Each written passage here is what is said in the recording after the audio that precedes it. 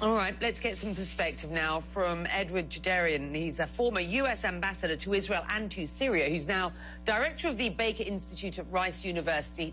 You served, sir, under 8 U.S. presidents. If you were serving under a 9th, come the 20th of January, do you think you would be surprised by an unpredictable new President Trump when it comes to Israel and Middle East peace? Well, Becky, I think that what you've just put on your screen, the various comments that he's made during the campaign and now his tweets, I do think he is keeping his options open, despite his strong criticism of the Obama administration's decision on the latest UN Security Council resolution on Israeli settlements this week. He has stated that this is a deal. He called it the ultimate deal that he would like to try to achieve. But we have to see what happens. He's putting his team together. Once he gets into the White House, he'll see things perhaps from a different perspective. All right. Let's just interrogate a little further what he has said, because I understand where you are coming from. You are not surprised by the following tweet: "We cannot continue to let Israel be treated with such total disdain and disrespect. They used to have a great friend in the U.S., but not anymore," alluding, as you rightly pointed out, to the UN resolution on settlements last week that the U.S. abstained from. You're not surprised by that, but you say despite that tweet, you think he may just surprise us all. So how about his pick for Israeli ambassador? What does that tell you about where U.S.-Israeli policy might go going forward?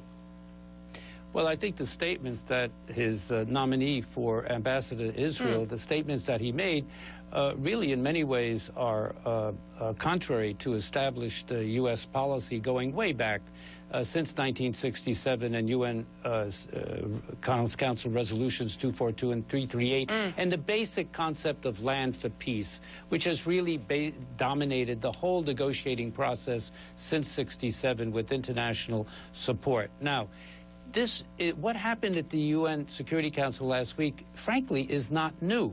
If you go back to 1980, Becky, resolution, UN Security Council Resolution 471 was a strong condemnation of Israeli settlement policy. Right.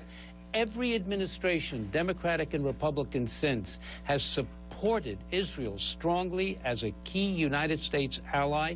Its security, look what Obama has done in terms of the military support that we are giving Israel, this 10-year package, but at the same time has been advocating a two-state solution in which Israeli settlements have been considered to be an obstacle to peace and illegal.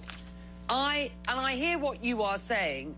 The Israelis are certainly giving the impression that this was a unique positioning from the U.S. last week at the UN. They are furious about it. They say they have evidence to suggest this was cooked up between the U.S. and the Palestinians, and they say that they will offer that evidence to President Trump. Let's step back for a moment. With less than an hour to go before this speech by the outgoing Secretary of State, what is he likely to say today? How might it affect relations over the next 3 weeks with the U.S.? And will it have any stickability at all with this incoming Trump administration? Well, I guess what I'm asking you is, what's the point?